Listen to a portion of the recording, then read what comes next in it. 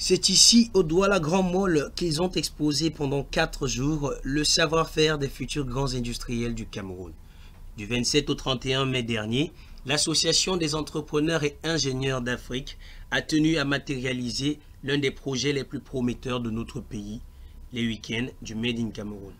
Cette initiative est partie du constat selon lequel l'entrepreneur camerounais, celui-là particulièrement qui exerce dans la production locale, fait face à un sérieux problème de visibilité.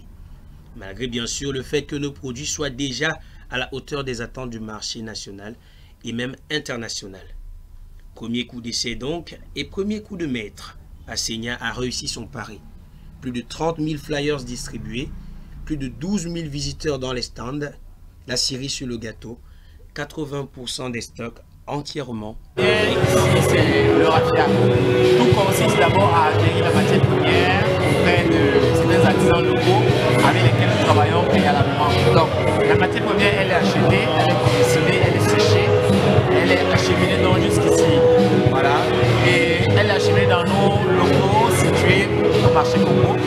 Et voilà, une fois que les raffias sont ici, les raffias sont traitées également parce qu'il y a un deuxième traitement qui se fait sur les raffias avant l'assemblage par des techniciens pour les bonnes qualités. Donc, comme vous pouvez le voir, on peut adjoindre à cette matière du cuir et certains autres accessoires. Et comme vous pouvez également le voir ici, là, les matières peuvent être personnalisées, c'est-à-dire que vous passez la commande pour un événement, comme cet événement qui a été, comme vous voyez bien, il n'est pas. Bien évidemment que l'innovation était au rendez-vous. Sacs de fibres de raffia, chaussures de haute couture. Le plus intéressant est l'évolution fulgurante au niveau du packaging. Car il faut bien l'admettre, le Made in Cameroun est en train de faire de très grands pas. Aussi riche soit-il, tous les secteurs d'activité ont tenu à répondre au présent et de manière significative à dire aux consommateurs camerounais « Yes, we can ». Nous pouvons le faire, nous pouvons produire, nous pouvons consommer local. Ozao de la chocolaterie artisanale Noé, promoteur et par ailleurs ingénieur de chimie. Vous êtes ici à la chocolaterie Noé, c'est une chocolaterie qui fait exclusivement dans la production et la transformation de cacao en chocolat et chocolat coquet, chocolat attaché. Nous partons de la plantation avec une exploitation de cacao dans le bas-midi que nous produisons pour un cacao biologique que nous transformons par la suite. Nos projets sont des la zone du Cameroun, la sous-région et l'Afrique. Là, le cacao fait par les Camerounais pour les Camerounais et qui devra atteindre les plus grands marchés, tels que les marchés européens et les marchés asiatiques. Chocolat Noé, un pur régal pour les milliers de visiteurs présents et surtout pour vous. Ceci est sans doute une sonnette d'alarme lancée aux grands économistes et patrons du 237.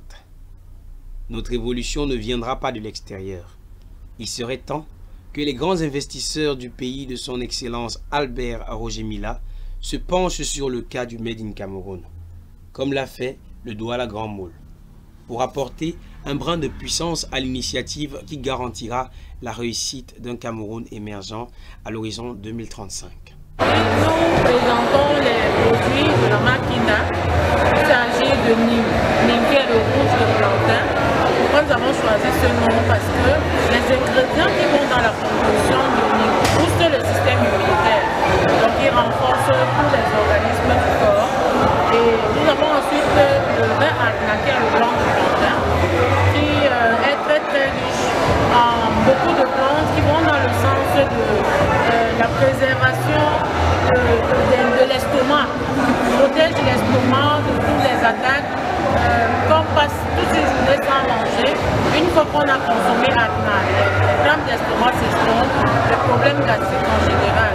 Aussi, c'est l'allié des diabétiques. Ceux qui ne supportent pas un certain type de vin sont donc en plein dans la réglementation avec Atna. Et puis nous avons Yi, pourquoi? Parce que c'est le savoir, parce que c'est la connaissance. Les ingrédients qui vont dans la composition de Yi entretiennent le développement cérébral, la mémoire et tout cela. Donc, que vous ayez n'importe quelle tranche d'âge, en dehors des jeunes bien sûr, qui ne doivent pas prendre de l'alcool avant un certain âge. Vivement le prochain rendez-vous des week-ends du MIC, une initiative citoyenne conduite par une jeunesse battante et consciente du combat à mener. Produire local, c'est encourageant. Consommer local l'est encore plus. Nous devons donner de la force à ces artisans en changeant nos consommations en consommation locale. Écoutons le vice-président de la CENIA au micro de 235. Alors, les week-ends du Made in Cameroun, c'est une initiative qui a germé depuis le mois de janvier. On a pensé qu'il fallait un peu côtoyer un environnement ou alors un cadre beaucoup plus attractif pour donner une meilleure perception aux consommateurs des produits camerounais. Donc, nous avons approché les responsables du Douala Grand Mall qui ont accueilli d'ailleurs l'idée avec de la plus belle des manières. Il nous a fallu vraiment beaucoup de temps, mais ce temps a permis de produire ce que nous avons là aujourd'hui. Pourquoi est-ce que nous avons également voulu et tenu à ce que cet événement puisse avoir lieu? Alors, la thématique déjà repose sur les défis de la distribution des produits Made in Cameroun. Et vous savez que dans l'arène, n'est-ce pas, du Douala Grand Mall, il y a des enseignes étrangères qui sont là, qui attirent beaucoup de monde. Et il fallait justement capitaliser sur le trafic qui se retrouve dans ce type d'enseigne. L'idée donc était justement de rapprocher de potentiels fournisseurs pour qu'ils puissent mettre leurs produits dans ces enseignes-là et augmenter le taux de produits. Nous avons tablé sur une quarantaine d'exposants. C'est d'ailleurs le nombre que nous avons pu retrouver à l'intérieur de l'enseigne. Et c'est des filières qui vont de l'agro-industrie, l'agroalimentaire, la cosmétique naturelle, le textile, les vins et liqueurs et même la transformation de cuir. Donc, toutes ces filières-là sont présentes justement pour montrer le savoir-faire local, pour montrer qu'il y a une ingéniosité qui ne demande qu'à être soutenue, appréciée et d'ailleurs aussi consommée. Vivre des expériences avec ces produits-là permet aussi de casser cette mentalité, cette logique selon laquelle nous ne sommes destinés qu'à être un pays de consommation. C'est justement la raison pour laquelle nous avons pensé à mettre un prix qui soit quand même assez on va dire, assez favorable pour les exposants qui sont là. Nous sommes partis sur un montant de 50 000 francs. Au départ, c'était 100 000, mais nous avons divisé la foire en deux, en sachant que 4 jours d'exposition, ils pourront rentabiliser leur investissement, plus en termes de vente, mais beaucoup plus en termes de visibilité. Il faut le rappeler, nous faisons des expositions pour mettre en lumière les produits, les faire connaître, pas systématiquement pour les vendre. Donc c'était la raison principale pour laquelle nous avons mis un prix assez favorable pour permettre à ceux qui puissent être présents.